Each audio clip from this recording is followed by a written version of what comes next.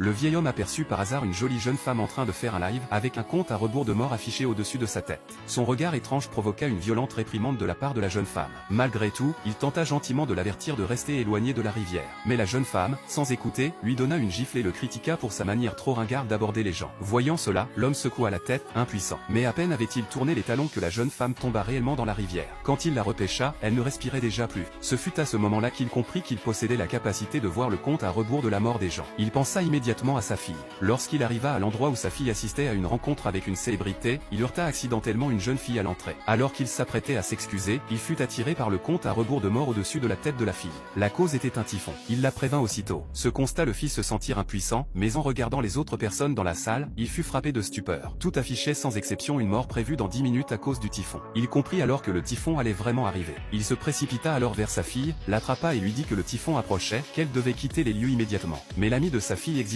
qu'il donne une explication. C'est alors que l'homme leur donna tous les détails. Cette remarque déclencha les moqueries des fans, qui pensaient que le père avait trop regardé de mini-drama et perdait la tête. Mais l'homme insista avec force. Voyant cela, l'ami se mit à douter et pensa que le père ne mentait peut-être pas. Toutefois, la fille se sentit embarrassée, estimant que son père la couvrait de honte, et le pressa de partir. Voyant le temps s'égrener au-dessus de leur tête, l'homme devint vraiment anxieux. Il tenta de forcer sa fille à partir. Mais à cet instant, la célébrité tant attendue fit son entrée, provoquant une agitation totale. En un simple geste de la main, il conquit le cœur de milliers de jeunes filles. Il monta ensuite sur scène pour demander à l'homme sur quoi se basait ce qu'il venait de dire. L'homme, incapable de belles paroles, répondit simplement qu'il avait vérifié tout à l'heure, et que maintenant tout le monde avait un compte à rebours visible au-dessus de la tête. La célébrité, regardant son téléphone, répliqua que tout avait été organisé minutieusement, et que s'il y avait du vent, c'était seulement à cause des fans qui créaient une tornade d'enthousiasme. Ces paroles séduisantes provoquèrent des acclamations enthousiastes, et la star annonça qu'il avait une chanson à offrir à tout le monde. L'homme, voyant ces jeunes filles aveuglées par leur admiration, comprit qu'il n'avait plus de temps. Il eut alors une idée, il monta sur scène et arracha la guitare des mains de la célébrité pour la fracasser au sol. Ce geste déclencha non seulement les reproches de sa fille, mais aussi la colère des fans.